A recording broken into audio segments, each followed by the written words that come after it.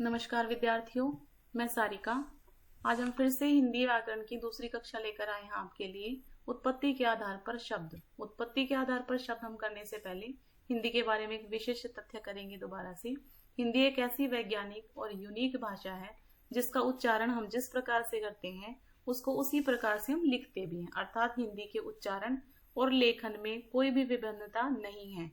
जिस प्रकार हम अंग्रेजी में नो लिखेंगे, नाइफ लिखेंगे, के साइलेंट होता है, लेकिन हिंदी में ऐसा कोई साइलेंट या किसी तरह की कोई भी विभिन्नता नहीं है। जैसा बोलेंगे वैसा ही लिखेंगे। ये इसकी एक यूनिक आइडेंटिटी है हिंदी भाषा की अपनी। आगे देखते हैं। अब हम प्रश्न के साथ साथ आपको कॉन्सेप्ट भी समझा देंगे, क्योंकि शुरू से मैं व्याकरण के सारे नियम आप लोगों को करवाऊं ये अभी पॉसिबल नहीं है। आप लोगों का एग्जाम है जल्दी, तो हम हर प्रश्न के साथ साथ उसके नियम भी कर लेंगे। इस तरह से आपके तत्सम, तद्भव, देशज, विदेशी और संकर शब्द क्लियर हो जाएंगे। सबसे पहले हम करेंगे उत्पत्ति के आधार पर शब्दों के भेद। उत्पत्ति के आधार पर शब्दों का भेद में पहला है तत्सम, दूसरा तद्भव, तीसरा देशज, चौथा विदेशी और पांचवा किसी किसी किताब में संकर मिलता है, किसी किसी में नहीं मिलता। संकर भी हम करेंगे। पहला देखते हैं हम तत्सम। तत्सम शब्द देखने से पहले हम पहले सीधे अपने प्रश्न पर आ जाते हैं, ताकि आप लोगों को जल्दी से जल्दी समझा सकूं मैं अपनी बात और हिंदी भाषा के ये नियम। पहला प्रश्न है, निम्न में से कौन सा शब्द तत्सम नहीं है? तत्सम।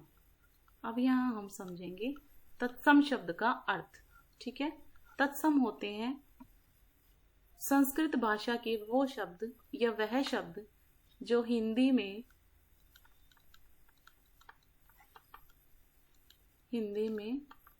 ज्यों के त्यों प्रयोग किए जाते हैं।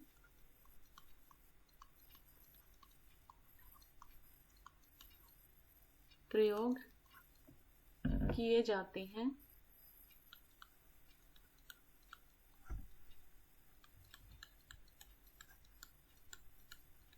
ठीक है बेटा, इसमें देखते हैं हम तत्सम कौन से हैं। आप लोग भूल जाते हो कि तत्सम किसे कहते हैं। यहां पर लिखा हुआ लास्ट में सम, अर्थात आप इसको सेम से याद कर लो।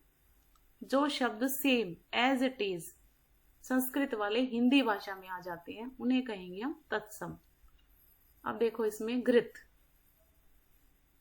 आतिन, दुग्ध और आंसू, ये सारे ऊपर वाले शब्द ए से लेकर सी तक तत्सम है, अर्थात संस्कृत के हैं। और ये जो आंसू शब्द है आपका डी ऑप्शन, यह शब्द जो है आपका तद्भव है, इसलिए आपका ऑप्शन डी होगा इसमें।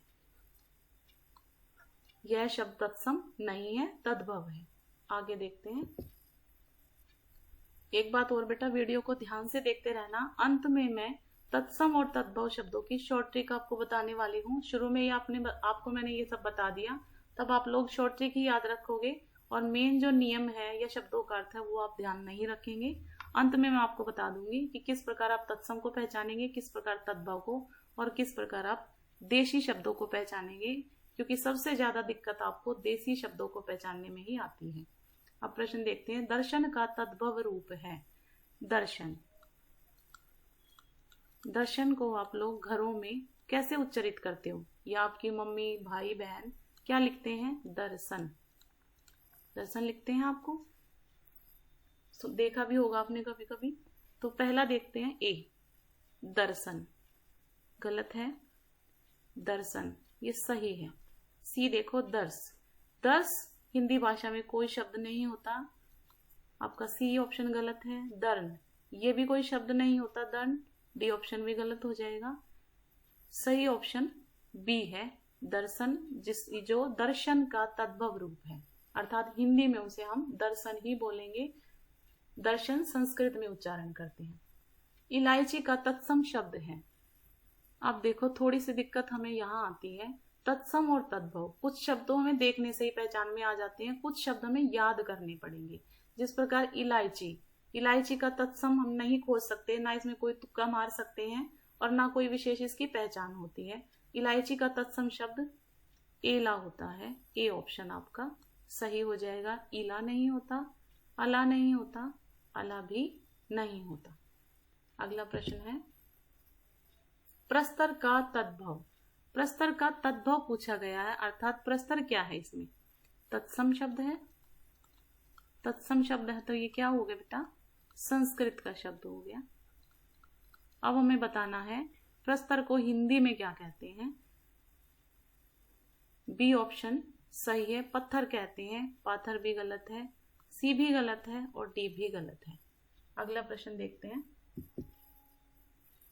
निम्नलिखित में से कौन सा शब्द तत्सम है, अर्थात संस्कृत का कौन सा शब्द है? अब हम यहाँ थोड़ी सी एक ट्रिक देखेंगे तत्सम के लिए। तत्सम शब्द जब आपको बिल्कुल भी पहचान में ना आए और आप सारे ऑप्शन में बिल्कुल पजल हो जाए, ना पता चले कि हमें क्या करना है क्या नहीं करना है, अर्थात आप किंग कर्तव्य विमूढ़ हो जाएं, तब आप एक तुक्का या एक ट्रिक लगाएंगे जिन शब्दों के नीचे र लगा हो, अर्थात जैसे ग्रह में लगा होता है, और जिन शब्दों के ऊपर रेफ लगा हो, अर्थात र ऊपर हो, जिस तरह से हम कर्ण में लिखते हैं, इसको हम रेफ कहते हैं, ये लगा हो, या श्र आ जाए। सभी नहीं बेटा, अपवाद भी होते हैं, लेकिन मैं एक पहचान बता रही हूँ मोटे तौर पर। श्र आ जाए, री आ जाए आपका, ये सब आ जाए, और साथ में अनुस्वार आ जाए, जिसे आप अंग की बिंदी कहते हैं। जिन शब्दों में ये सारी पहचान हो उन्हें हम तत्सम रूप कह सकते हैं शब्दों का, क्योंकि ये सारी चीजें, ये सारी की सारी पहचान संस्कृत के वर्णों की होती हैं। अब देखते हैं आप पहचानेंगे कि नहीं। आंख, अग्र, इसके नीचे र आ गया, ये तत्सम शब्द है। र आ गया, तत्सम शब्द है। आग, तद्भव शब्द है। आज, तद्भव शब्द है। और आंख, इसमें अनुस्वार नहीं है, अनुनासिक है। ये भी आपका क्या हो गया? तद्भव हो गया। अब क्या है? बी आंसर, बी जो ऑप्शन है वो सही है, क्योंकि मैंने जो पहचान बताई है र नीचे है, ये संस्कृत का शब्द है। अगला प्रश्न, निम्नलिखित शब्दों में से फारसी शब्द का उदाहरण है। पिछली वीडियो में मैंने आपको बताया था फारसी शब्दों में या उर्दू शब्दों में, कुछ अरबी शब्दों में भी नुक्ते का प्रयोग होता है, और नुक्ते का प्रयोग फारसी शब्दों में छाड़ने के लिए हम इसमें से नुक्ता ही देख लेते हैं पहले ट्रिक के रूप में। देखो, आवाज, आवाज में नुक्ता है, इसे ही हम सही मानेंगे, बाकी सबको गलत मान लेंगे। अगला प्रश्न,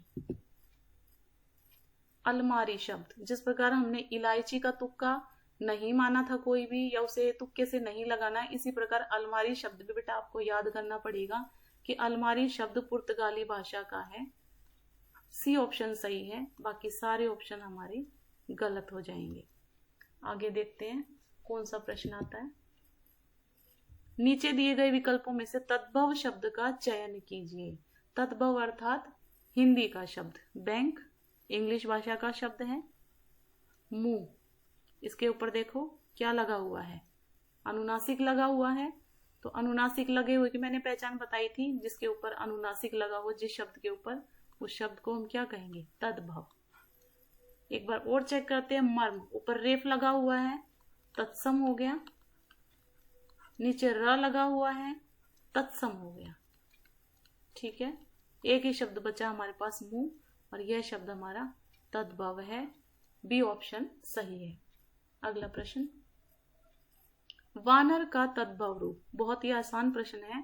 वानर को हम अपनी हिंदी भाषा में बंदर कहते हैं। बी ऑप्शन सही है, बाकी सब तो वर्तनी ही सबकी गलत है, अशुद्ध है। अगला, संस्कृत के ऐसे शब्द जिन्हें हम जो का त्यों प्रयोग में लाते हैं कहलाते हैं। जो का त्यों बेटा एज इट इज, जिनको हम प्रयोग करते हैं, मैंने एक पहचान भी बताई थी, सेम।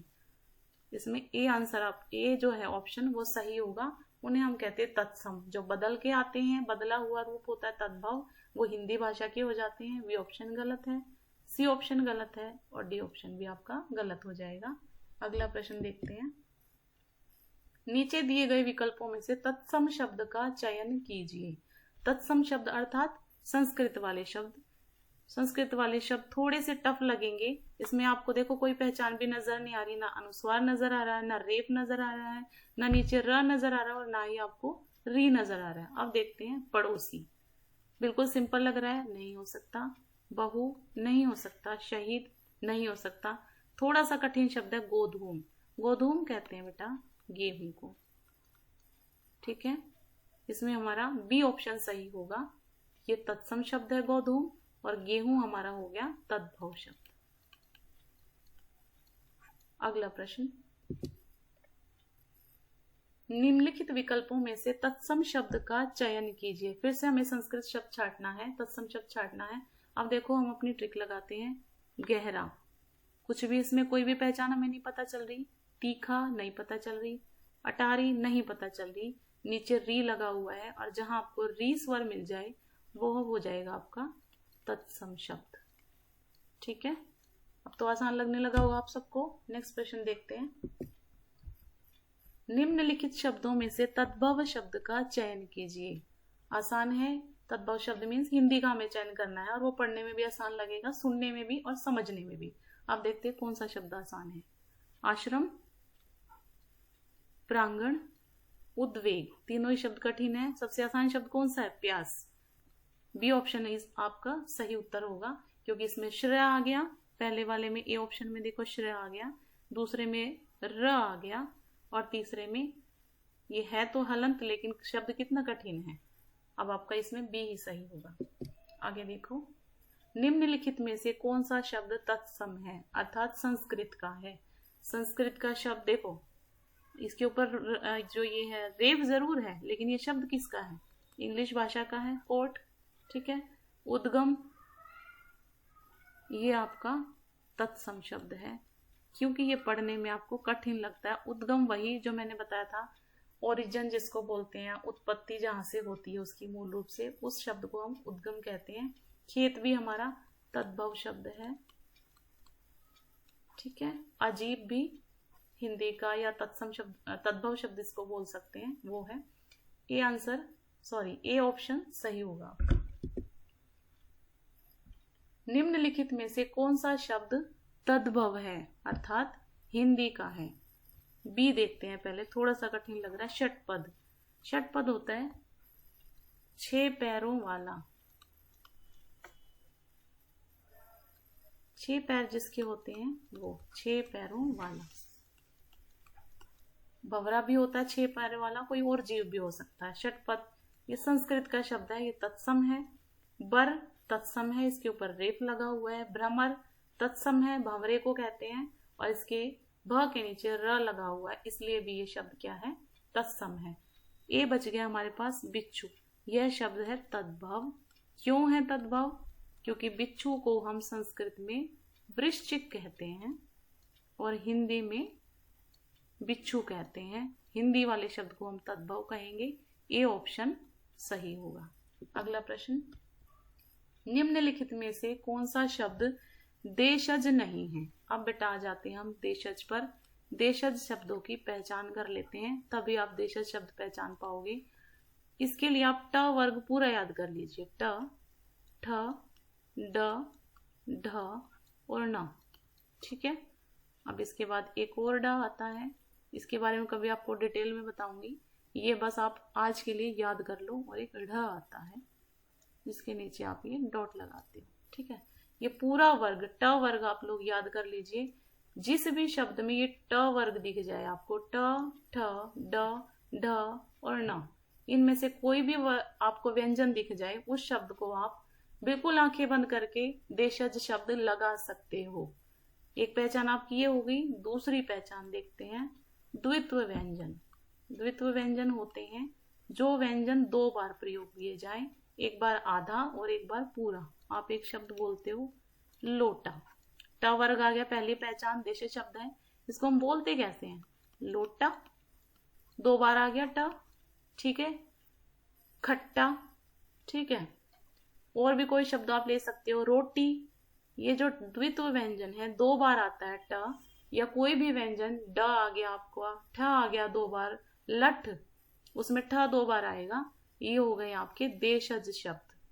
अब 2 पहचान आपको मिल गई हैं, ट वर्ग की मिल गई और द्वित्व व्यंजन की मिल गई। अब हम देखते हैं प्रश्न। डिबरी, डिबरी का देखो बेटा ढ, ट वर्ग में आता है, यही आपका देशज शब्द होगा। ठीक है, अगला देखो पगड़ी, ड आ गया, ये भी आपका देशज शब्द होगा। डी देखो ढोर, ये भी ट वर्ग से संबंधित है, ये भी आपका देशज शब्द है। पुष्कर, इसमें कुछ भी ऐसी पहचान नहीं है जिससे हमें पता चले कि ये देशज शब्द है, इसलिए यही उत्तर आपका सही होगा सी, क्योंकि ये देशज शब्द नहीं है। अगला देखते हैं, निम्न में मुस्लिम शासन के प्रभाव से आया शब्द है। मुस्लिम शासन जो है हमारे देश में बहुत सारे वर्षों तक रहा, इतिहास में भी आपने देखा होगा। तब आपने कई मूवी या किसी ड्रामा नाटक आदि में कुछ शब्द सुने होंगे, मुजरिम, हवालात, कटघरा, ठीक है, वकील, ये सारे शब्द मोस्ट ऑफ हम कोर्ट की भाषा में, कोर्ट लैंग्वेज में प्रयोग करते हैं। ये हवालात आपने वहीं सुना होगा और यही हमारा सही उत्तर है, क्योंकि हवालात शब्द मुस्लिम शासन के प्रभाव से आया है। रेल इंग्लिश का शब्द है, अंग्रेजी भाषा का बाड़ा, बाड़ा क्या है, डा आ गया, देशज है, और गिलास तत्सम है, सॉरी तद्भव है। ये उत्तर, ये ऑप्शन भी हमारा गलत है और सही क्या हो जाएगा, ए। यही हमारा जो शब्द है वो मुस्लिम शासन से आया, मुस्लिम शासन के प्रभाव से आया है। अगला देखते बेटा, निम्नलिखित शब्द समूहों में से देशज शब्द का उदाहरण है। देशज शब्द का उदाहरण देखो कौन सा है। पहला देखो ऑप्शन ए डोंगी, और ड हमारा कहां से आया है, कहां से आया है, अभी थोड़ी देर पहले मैंने बताया था, कमेंट करके आप लोग नीचे लिखते जाइए कहां से आया है। ड आया है ट वर्ग से। चेला, बेशक इसके साथ क्या नहीं है, ट वर्ग नहीं है, इसके साथ कोई द्वित्व व्यंजन भी नहीं है, लेकिन ऑप्शन ए ही सही है, क्योंकि और किसी में ऐसी पहचान है ही नहीं जिसे हम कह सके देशज भाषा का शब्द है, देशज शब्द है। पैसा और वोट दोनों ही अंग्रेजी भाषा के शब्द हैं। समय और मलेरिया हिंदी से हैं, ये भी, तो क्या सही हो गया हमारा, ए सही हो गया। ये पूरा का पूरा शब्द युग्म देशज शब्दों का उदाहरण है। अगला, विदेशज शब्द का उदाहरण। अब आपको ढूंढना है विदेशज। विदेशज होते हैं विदेश में जन्म लेने वाले शब्द। ज का अर्थ मैं बता चुकी हूं आप लोग को पहले कि ज होता है जन्म लेने वाला। अब देखते हैं विदेशी शब्द कौन सी हैं। औजार, मैंने पहले ही बताया था बेटा आपको, शायद फर्स्ट ही प्रश्न था हमारा, ज नुक्ता वाला, और नुक्ते वाले शब्द हमारे कौन से हैं, फारसी भाषा के। अब फारसी क्या है, विदेशी भाषा है, तो शब्द युग्म भी क्या हो गया हमारा, अब ये एक शब्द हमारा क्या हो गया विदेशी। लेकिन चिड़िया, चिड़िया क्या है, इसमें ड है और ये ट वर्ग का व्यंजन है, ये शब्द कौन सा हो गया, देशी या देशज। तो ये पूरा युग्म इस हमारे प्रश्न के अकॉर्डिंग सही नहीं है। दूसरा देखते हैं, तेंदुआ और जूता, ये हिंदी भाषा का है, अर्थात तद्भव शब्द है। रोड़ा और बुलबुल, ये भी नहीं हो सकता। एहसान और कमाल, ये बेटा ये डी ऑप्शन जो है ये विदेशी भाषा का है, विदेशी शब्दों का है, डी सही उत्तर है। अगला देखते हैं प्रश्न, निम्नलिखित तत्सम तद्भव में से कौन सा विकल्प अशुद्ध है। अर्थात पहले तत्सम शब्द दे रखा है इन्होंने और दूसरे में दे रखा है तद्भव।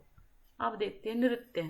नृत्य हमारा बिल्कुल, नृत्य हमारा तत्सम है, संस्कृत का है, लेकिन नाच तद्भव का है जरूर बेटा, लेकिन इसमें अनुस्वार लगा हुआ है और अनुस्वार नाच में नहीं आता, इसकी वर्तनी ही अशुद्ध है। और दूसरा मैंने एक बताया था कि जिसके ऊपर अनुस्वार लगा हो वो क्या होते हैं, तत्सम शब्द होते हैं, अर्थात संस्कृत के शब्द होते हैं।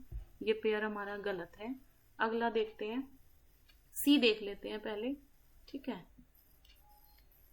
चक्षु और आंख, चक्षु आंख को ही कहते हैं, चक्षु हमारा तत्सम शब्द है और आंख हमारा तद्भव शब्द है। ये वाला पेयर तो हमारा शुद्ध है, ये विकल्प या शब्द युग्म क्या है, शुद्ध है हमारा।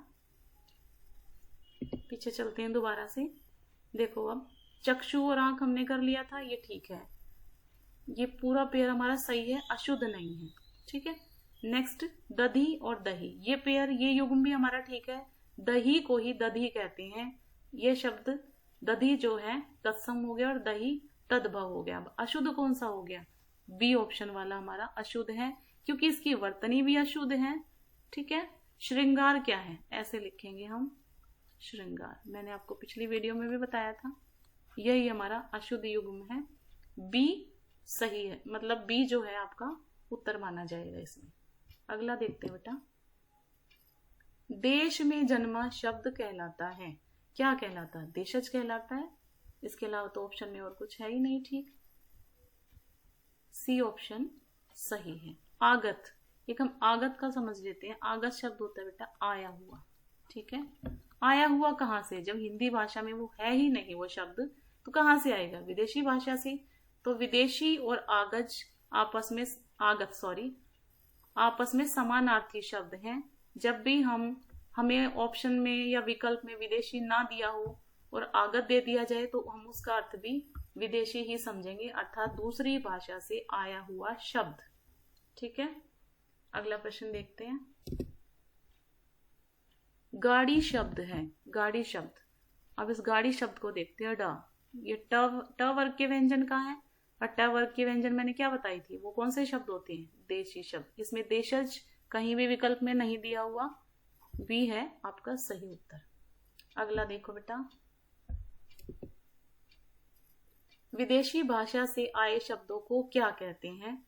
अभी मैं आपको बेटा ऑप्शन में विदेशी ना दिखे वहां आप आगत लगाओगे, क्योंकि आगत ही दूसरी भाषा से आए हुए शब्द होते हैं जिनको हम विदेशी नाम देते हैं। सी आपका सही है। थैंक यू फॉर वॉचिंग नहीं कह रही अभी, क्योंकि हमें एक ऑप्शन अभी रह गया है शब्द का, संकर शब्द, जो मैंने बताया था शुरू में आपको। किसी किसी पुस्तक में मिलता है और किसी किसी में नहीं मिलता, लेकिन उत्पत्ति के आधार पर हम इसे पांचवा भेद मानते हैं। संकर का अर्थ होता है मिलकर बना हुआ शब्द, मिलकर बना शब्द। अब शब्द किससे मिलके बनेगा बेटा? दो भाषाओं से, दो भाषाओं से। देखो यहां नीचे शायद हमारे मार्कर में कोई दिक्कत आ रही है। दो भाषाओं से मिलकर बना शब्द, मिलकर बना शब्द। और शब्द भी ऐसा फिर जिसका अर्थ उन दोनों शब्दों से अलग निकले, तीसरा शब्द बनता है। एक उदाहरण हम इसका देख लेते हैं, रेलगाड़ी। ठीक है, देखो रेलगाड़ी बोल सकते हो, बैलगाड़ी बोल सकते हो आप लोग। रेल किस भाषा का शब्द है? रेल ऐसे लिखते हैं हम, अंग्रेजी भाषा का शब्द है। और गाड़ी, ड व्यंजन आ गया, ये कौन सा शब्द है? देशज। ठीक है बेटा, तो देशज ये अंत वाला शब्द है, और प्रारंभ वाला शब्द कौन सा है? रेल, अंग्रेजी भाषा का। लेकिन शब्द एक क्या बन गया दोनों भाषाओं को मिला के? रेलगाड़ी। इसे कहेंगे हम संकर शब्द।